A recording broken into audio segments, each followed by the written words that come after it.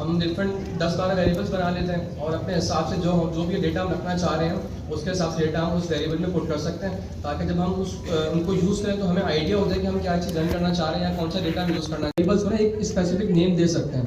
अब हम नेम देते क्यों हैं?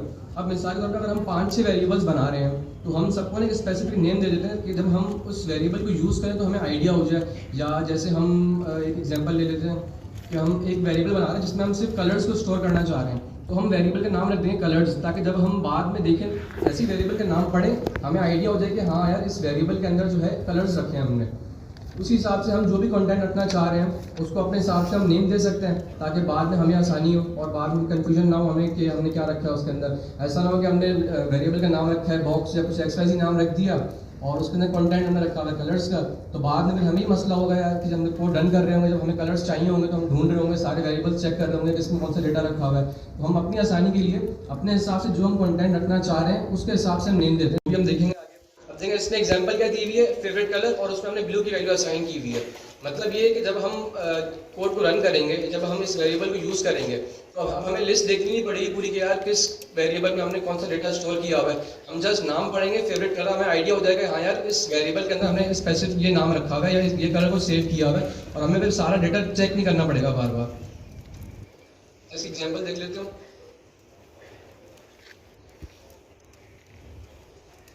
अच्छा देखिए, एग्जाम्पल से पहले हम थोड़ी सी चीज़ डिस्कस कर लेते हैं कि हम वेरिएबल डिक्लेयर करते हैं, क्यों वेरिएबल डिक्लेयर करते हैं, क्यों वेरिएबल्स का मेन पर्पस क्या है हमारे पास, क्या करते हैं वेरिएबल्स। कुछ को पता, सबको नहीं पता।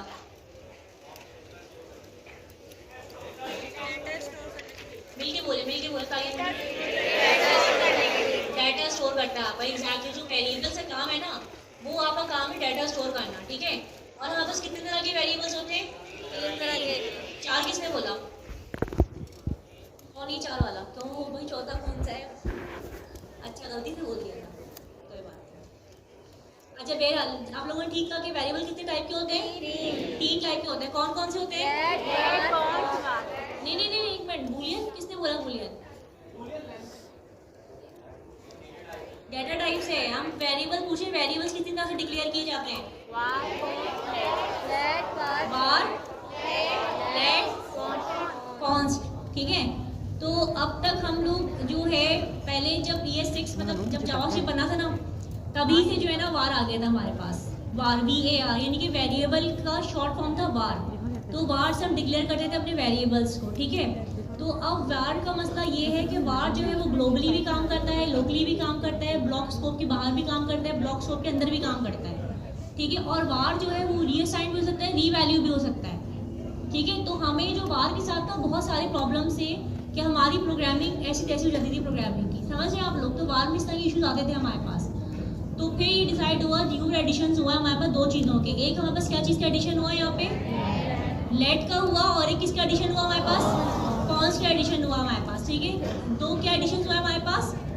लेट और कॉन्स्ट का एडिशन हुआ हमारे पास, ठीक है। अब लेट का काम क्या है? लेट क्या करता है? वो वैल्यूज को रीअसाइन करता है, यानी कि लेट जो होते हैं रीअसाइनेबल होता है, और जो कॉन्स्ट होता है वो क्या होता है?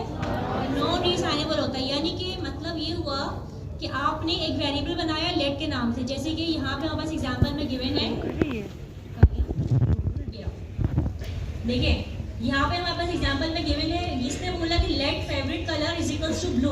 अब जैसे कि अहमद ने बोला कि भाई आप जो काम आप कर रहे हो ना, जो डाटा स्टोर करवाना है आपको, आप उसी हिसाब से, उसी कन्वेंशन के हिसाब से जो है ना वो रखो।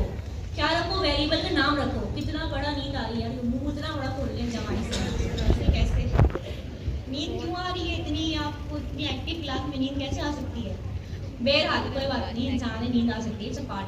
अब सब ढूंढेंगे कौन है बंदे को नींद आ रही है ना, सब ढूंढेंगे उस बंदे को।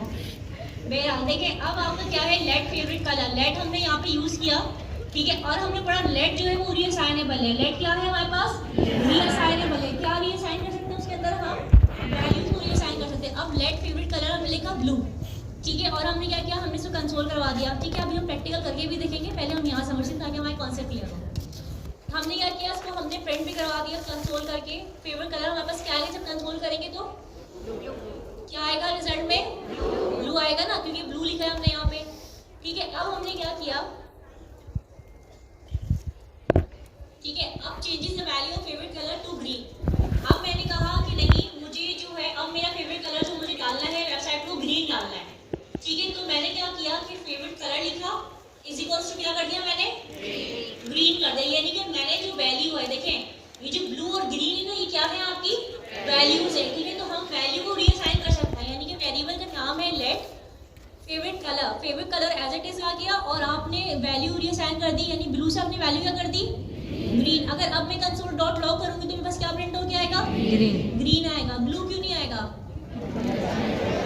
क्योंकि हमने उसको रीअसाइन कर दिया। ठीक है, तो लेट के अंदर हमारे पास बेनिफिट ये होता है कि लेट के अंदर जो है हम लोग वैल्यू को रीअसाइन कर देते हैं अपने पास। ठीक है, ये यहाँ तक क्लियर है आपको? ठीक है, अब जैसे यहाँ पे हमारे पास एग्जाम्पल में भी दिया हुआ है, ये कह रहा है कि let favourite colour is equals to blue, console print करवा दिया उससे फेवरेट कलर।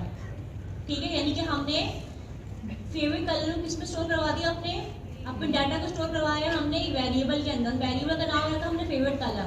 ठीक है, उसके बाद हमने क्या किया, दोबारा से हमने बोला, अब लेट नहीं लिखा हमने क्योंकि हम उसको फेवरेट कलर को रीअसाइन करवा रहे हैं वैल्यू। फिर हमने लिखा favourite colour is equals to green, यानी कि अब जो मेरा कलर होगा फेवरेट कलर जो अब मुझे वेबसाइट पे लेना है वो ग्रीन लेना है instead of blue.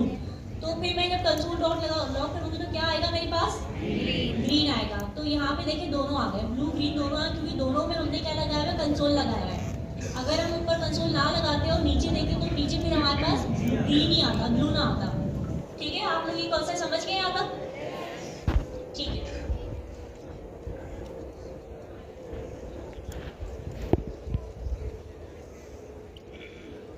Dot log में जो ब्रैकेट थे उसके अंदर हमने वैल्यू लिखी थी स्ट्रिंग के अंदर हेलो वर्ल्ड की। अच्छा, कंसोल करवाने के काफ़ी सारे तरीके होते हैं। अभी पहले हमने ये किया था कि हमें डायरेक्टली जो वैल्यू थी वो कंसोल करवाई थी। अभी इस कॉन्सेप्ट में हमने क्या करवाया, हमने उसी सेम वैल्यू को एक वेरिएबल में स्टोर करवा दिया और उस वेरिएबल के नाम को हमने प्रिंट करवाया और सेम वही वैल्यू प्रिंट हो गई।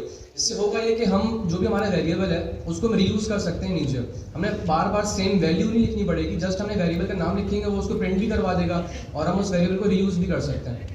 अच्छा, इसके अलावा इसके वेरिएबल और लेट के कॉन्सेप्ट को आप ऐसे भी समझ सकते हैं जिनका कंप्यूटर साइंस से बैकग्राउंड है उनको आइडिया होगा।